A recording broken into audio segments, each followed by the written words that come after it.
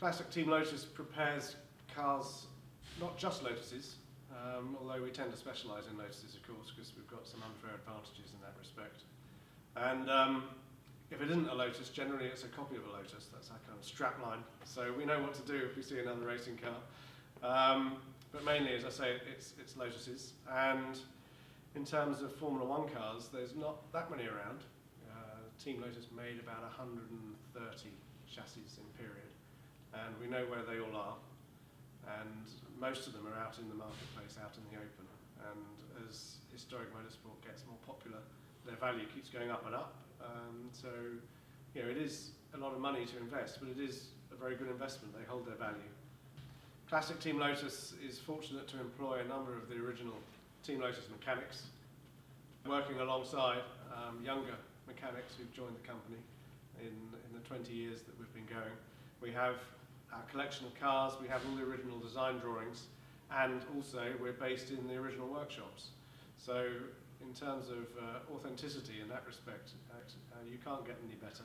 And we are very particular to prepare the cars close to their original spec. So 79.2, as we see here in the workshop, is pretty much exactly as Ronnie raced it and Mario raced it. You know, you really would struggle to point to anything on that car that isn't original, and that's how we do it. For me, I was 16 years old, and in the long summer holidays, I was very fortunate to be able to go to quite a few of the Grand Prix, both in 1977 with Mario and Gunnar, and then in 1978 when the Type 79 was racing and really dominating. I mean, we were second a lap, almost 2 seconds a lap quicker than anybody else.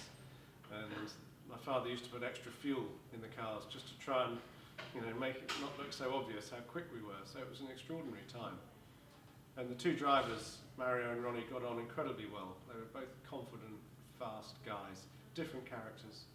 But Ronnie realised he was there to support Mario, and Mario gave really good technical feedback to my father, in much the same way that Jim Clark used to.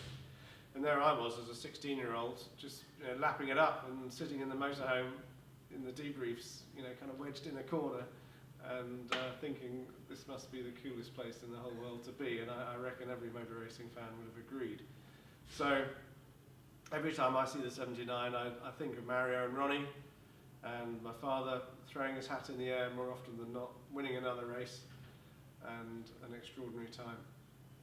So NGK and Team Lotus came together in the 70s, just as my father's latest bright idea of ground effect was being realised, and it was a really good association for a number of seasons, all the way through until the early 80s, winning world championships, winning lots of Grand Prix, and developing a really good relationship technically and also personally. I think my father established really good personal relations with the NGK hierarchy, and I was aware that existed as a youngster.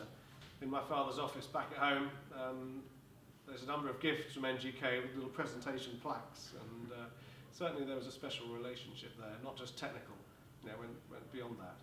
And it's really nice that NGK want to celebrate that history now by having the Type 79 on their stand at Goodwood.